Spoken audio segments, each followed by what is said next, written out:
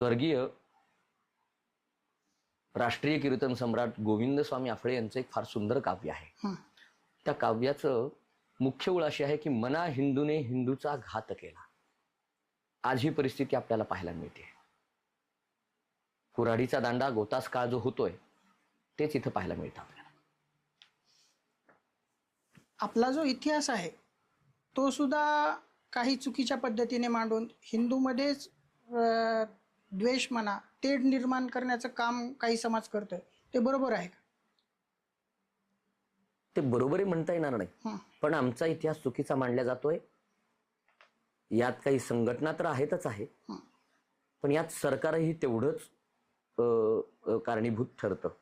कारण NCERTचं मागचं जे पुस्तक आहे यात छत्रपती शिवाजी महाराज केवळ 7 ओळीत आम्हाला सांगितल्या गेले आणि मुघलांचा जो इतिहास आहे हा जवळपास 3.5-4 पानांचा आहे.